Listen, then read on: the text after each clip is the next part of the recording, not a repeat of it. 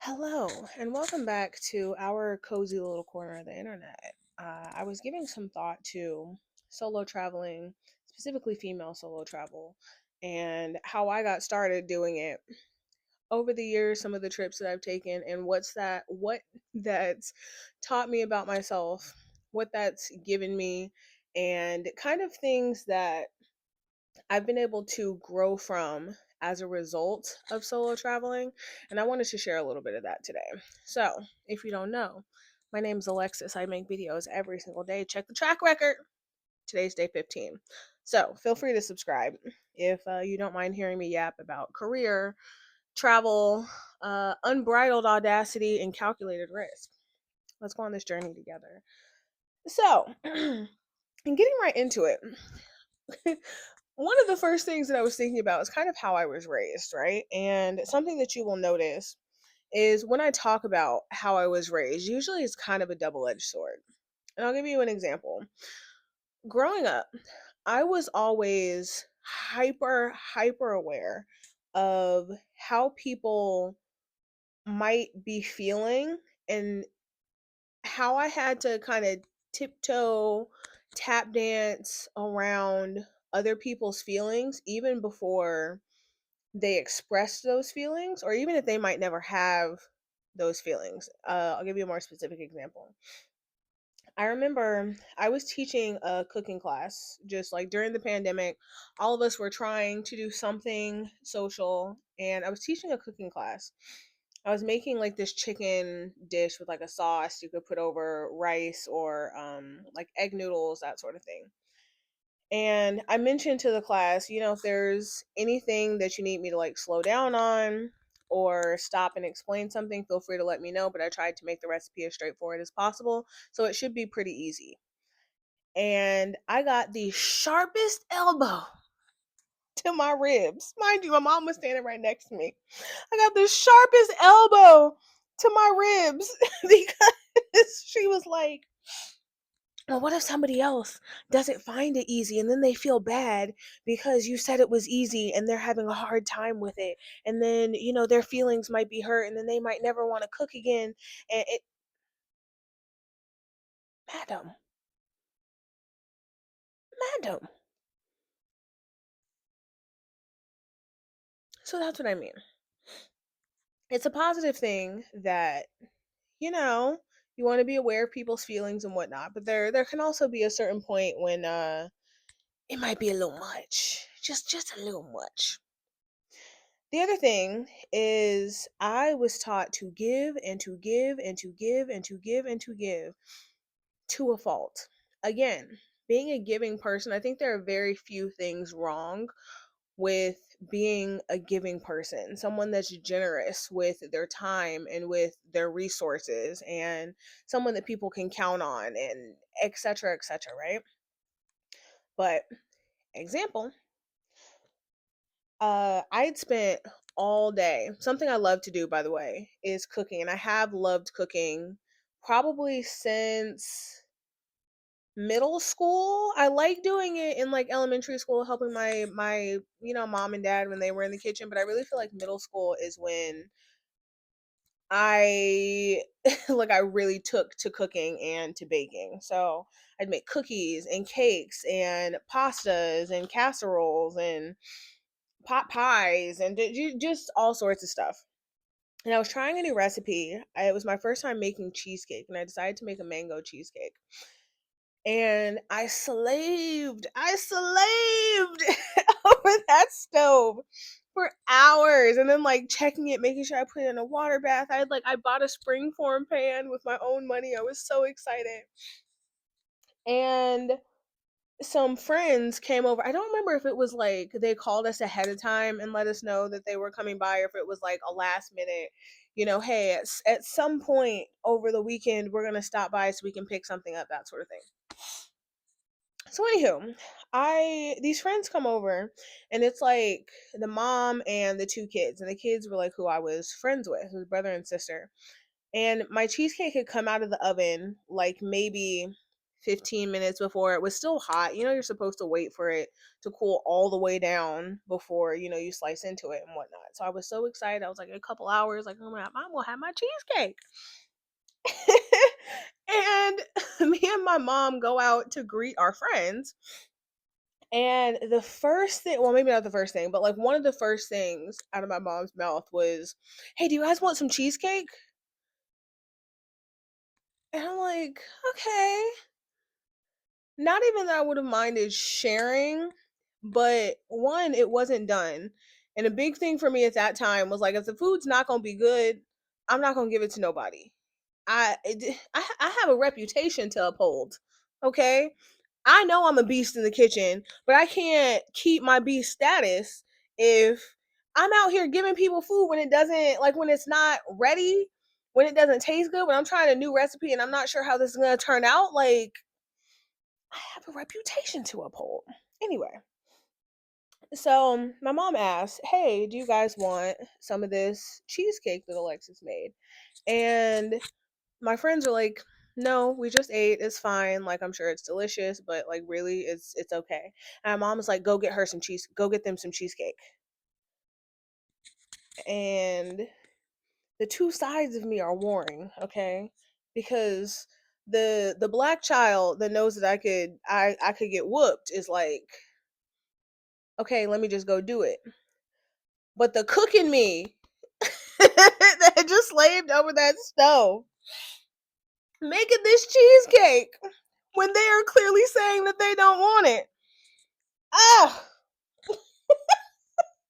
and there was like a little hesitation, and I was like, but they said they don't want. Go get them some cheesecake. Let me know. Is that we were me and my sister and my cousins always thought that was like specifically our family thing. Like the women of our family, the aunties were always the tight lipped. Don't go get that cheesecake right now. Was that a black thing or was that just a my family thing? Please let me know. Anyway, or was it an ethnic family thing? Anyway, so hesitantly went and got them some cheesecake. Ended up being like a third of my cheesecake that wasn't even done, by the way. So it was still like gooey in the middle. Sliced it up, put it in like some foil or some container or whatever. And both of them took one bite out of it and put it in the seat in the middle. They were like, "No, it's good. We just ate." And I'm sitting there trying not to be upset. Not not at anybody in particular, just the situation. Like, I just slaved over this gosh doggone stove. Let me get back to the point, y'all. I say all that to say, um, I was raised to give and to give and to give. It doesn't matter if that person doesn't want your help. It is your responsibility as a person, as a friend, as a family member, as a community member to help people even when they say that they don't want it or they don't need it. Which again can be very positive. I do think that if we had people who were more giving, the world would be a better place. However, on an individual level, there are plenty of times when we just need to let it go. So, when I started learning about solo traveling, and I had traveled a decent bit before then with friends and like a couple of some family trips as well.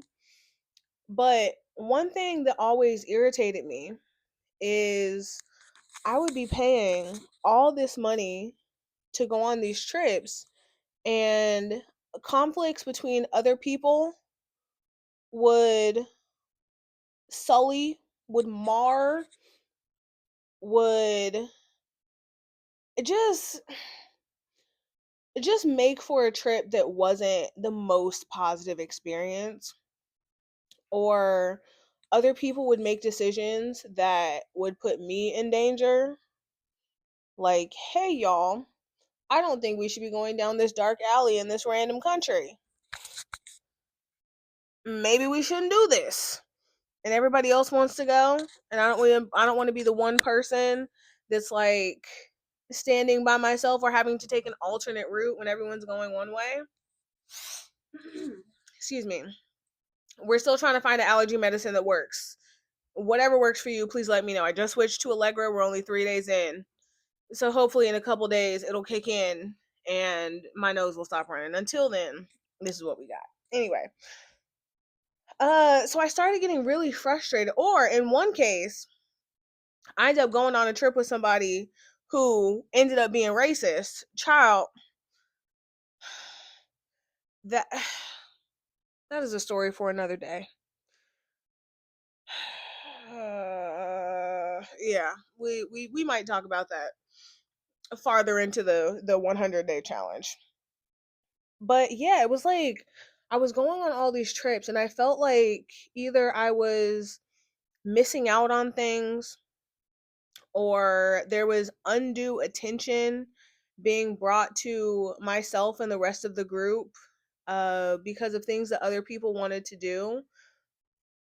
And I was kind of having to be associated with what other people were doing because we traveled together. So, again, like personally, if I'm in a Muslim country, I'm going to dress modestly. And again, maybe once I get to the point where I'm editing these videos, I can insert some photos of me in like Morocco or Qatar or whatever more conservative country. But like I'm fully covered. Clothes are loose. Things are flowing. Nothing sticking there, no shoulders out. There's, you know what I mean? Conservative.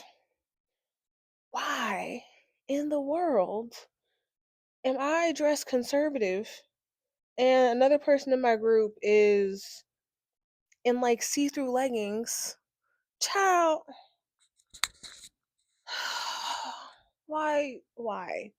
So even if I'm not bringing attention, and even if there's nothing wrong with what you're wearing where we're from, you're bringing undue attention and potentially danger to us as a group because you didn't want to follow the local customs. You see what I'm saying? Stuff like that. So when I started hearing about women who were solo traveling and not dying as my parents would have would have loved for me to believe, that was something that was really really appealing to me. And I think there were a lot of things that I was looking to learn about myself that it's not that it's impossible to do in your home state, your home city, your home country, but it is really just a different experience when you travel somewhere, especially somewhere that's a little unknown, on your own. And I'll give you a few examples.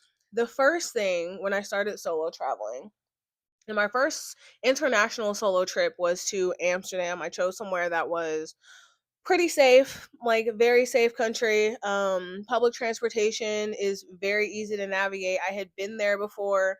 Pretty much everyone speaks English. There are like three old Dutch people that don't, but other than that, pretty much everyone speaks English. It's a very touristy city, so they're used to seeing people from all over the world. I just tried to be really calculated about where my first solo traveling location was because I wanted it to be a positive experience, and I also, wanted to make sure that I was able to do it before I ventured into bigger, more far-flung, exotic, just different places. So, my first solo travel trip was to Amsterdam. It was 5 days in Amsterdam. And the first thing that I noticed that I absolutely loved was that I was completely free of the wants and desires of other people.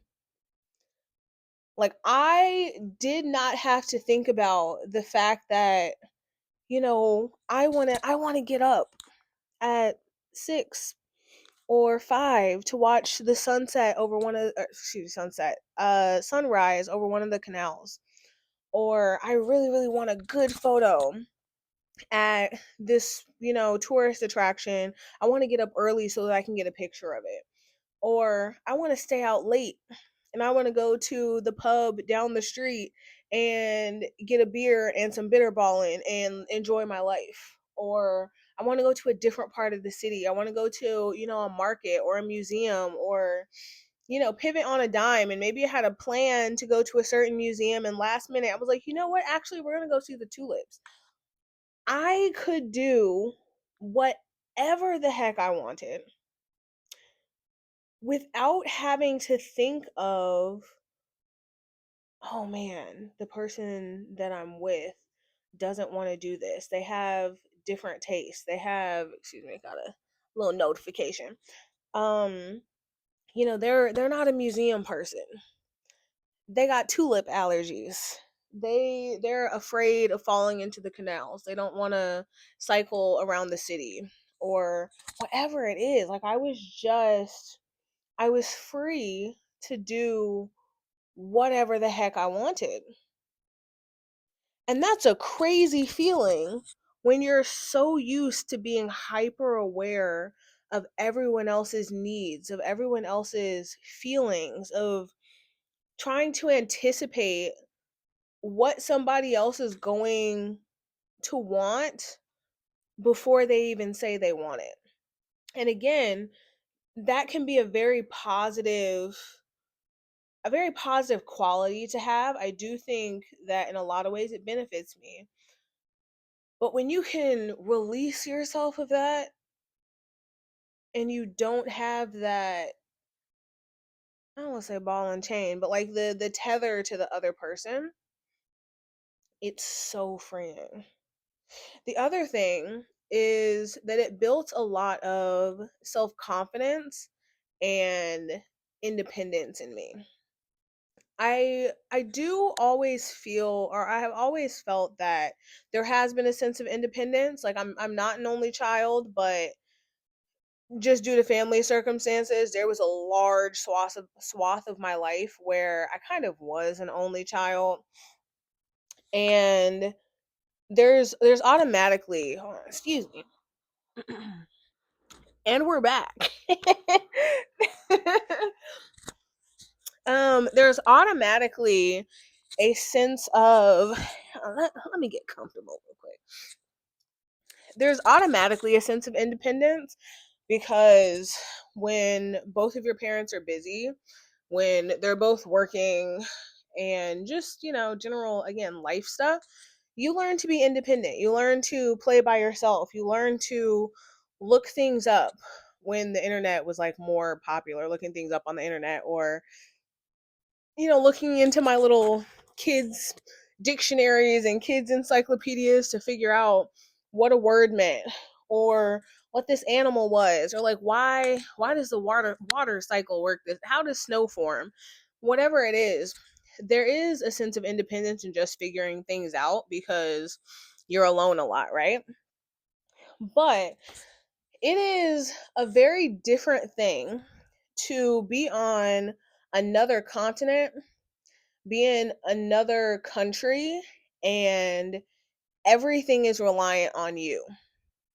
So if something doesn't work out, you got to figure it out.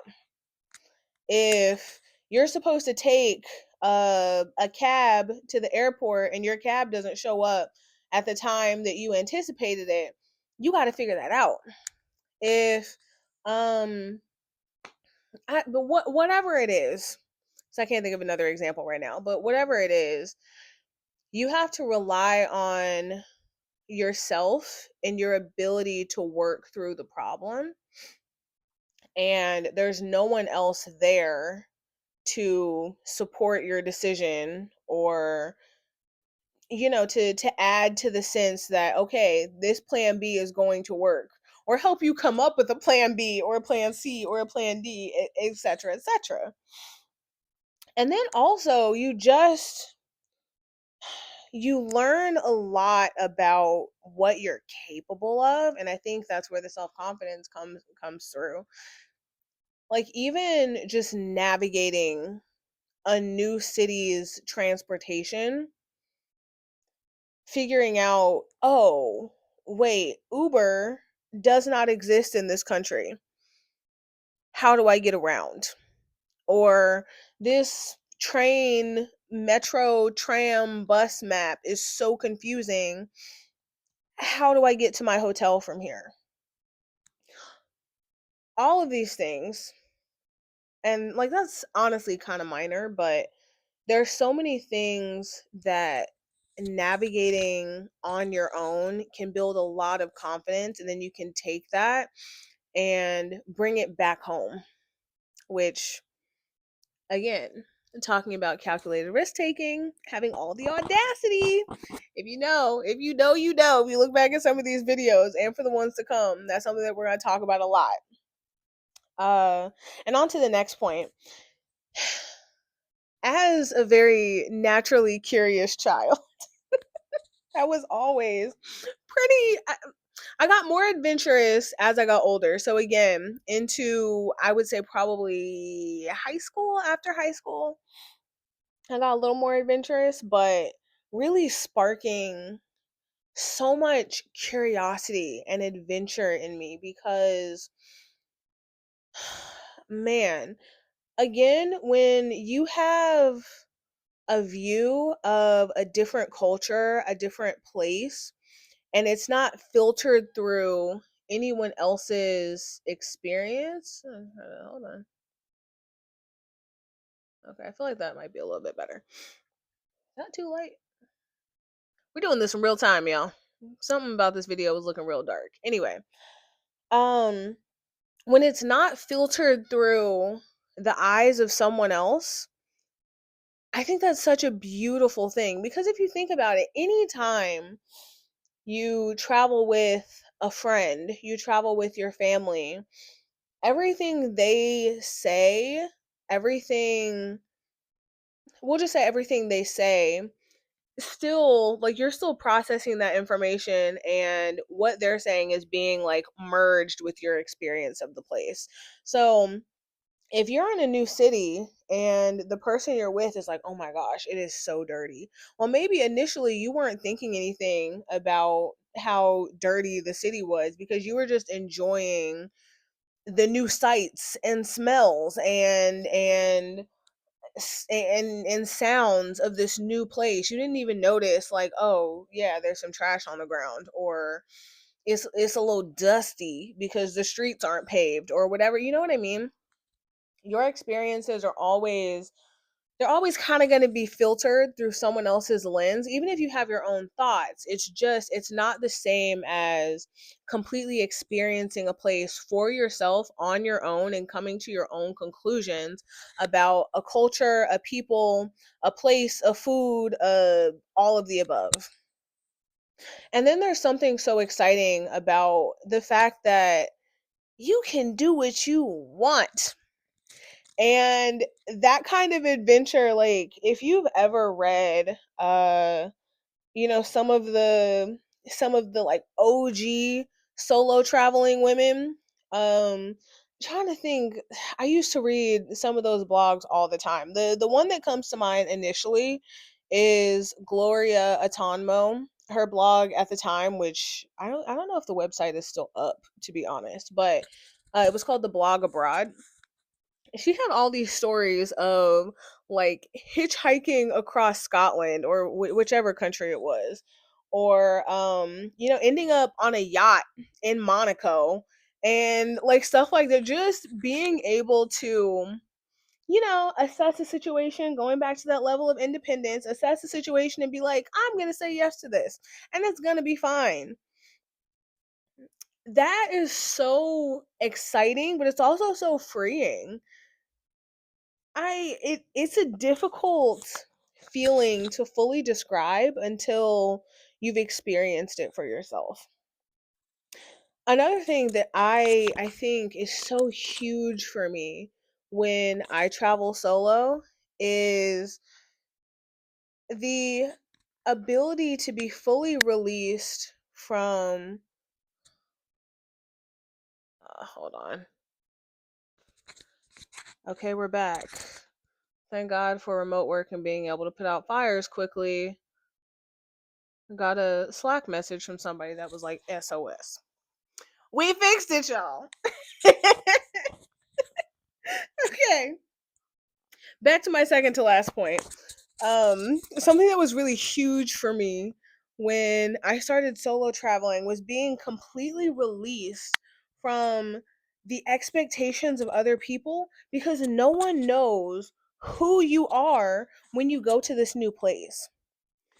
Like, even if you're in a new place, if you're with your mom, cousin, aunt, friend, boyfriend, whoever, you are still expected to be the person that they know, even in this completely new place where there might be a different version of you waiting to be, I don't want to say unleashed, like it's a rabid animal, but there could be a completely different version of you that is waiting to be discovered, and you have no idea, because you're still under the expectations of this third party, this external party. And there's a beauty in going somewhere and no one knowing who you are. Now, it's possible, of course, there are plenty of people who will, go out with friends to like bars or out to dinner or something. And I've seen people play the game. I'm like, we're all going to assume a new identity. So we're going to go, like, mingle around the bar, but I'm going to have an Australian accent today. And today my name is Susie instead of Alexis. And hey, my name is Chad instead of John. And I'm from Texas instead of New York or whatever. You know what I mean? There's always the ability to do that. But I do think that there's a huge difference in that you're kind of faking for the night, like you're playing a game, versus you're just organically discovering who you are, what type of person you are outside of anyone else. And that's a really huge thing, I think, especially for women, where for most of us, for so many of us, our life experiences, how we grew up is very in service of other people. Just like when I was, telling you about some of my experiences when I was younger, so much of our lives is like, how can I help this other person? How can I do for my parents, my friends, my husband, my kids, if you have a husband and kids, or whatever. That it's it's so unbelievably liberating to just go somewhere and figure out, to discover who you are in this new place. And I was rewatching actually one of Gloria Tonmo's YouTube videos. She's on YouTube making videos. And that's something that she mentioned, is like different countries bring out different sides of her. So in some places she feels more ambitious, in some places she goes to feel more creative, in some places she goes to feel closer to God. And what, that's kind of her the different versions of her that she was talking about in these other places. Certain places she's more adventurous, etc., etc. And that's something you can only discover if you take the leap and you go by yourself. And it's something that I really have really appreciated over the years, taking these trips, is like, I already feel like I've been a pretty dynamic person over the course of my life, but it it is something on a whole different level experiencing yourself in Amsterdam, in Paris, in Accra, in Marrakesh, in Singapore, in Bali, in, you know, and everyone's going to get a different experience too, which is also amazing. There are certain things you can only learn about a place by going, and there are certain things you can only learn about yourself by going solo. Yeah. That was kind of my thoughts. I think I yapped for almost 30 minutes today, y'all. Uh Thank you so much. If you made it this far, please excuse a couple of my pauses and cuts here. Definitely was not anticipated, but like I said, got a message from work, and yeah. Also, Also, if you're still around, I finally got a tripod, so I don't have the rickety raggedy camera set up now. Now my phone is on a tripod. Things are a lot more stable. Obviously, when we first started this clip, it was like moving around. It was a little shaky. It was a little shaky, but overall, I feel like it's a little better. Hopefully, the production value will continue increasing as I keep making videos and whatnot, and more of you join me on this journey. Again, my name is Alexis. I'm making videos every single day at minimum for the next 100 days, but hopefully for the next 365. Check my track record. I think today is day 15. So, plenty of journey left to go. Feel free to subscribe and hop on this moving train as we are speeding steadily forward. And yeah, I'll see y'all tomorrow. We'll see what look I'm sporting tomorrow. I feel like today is more of a I looked in the mirror and I was like, I kind of look like Rosie the Riveter. It wasn't anticipated, y'all. I feel like I need a retwist and I wasn't feel like dealing with my hair today.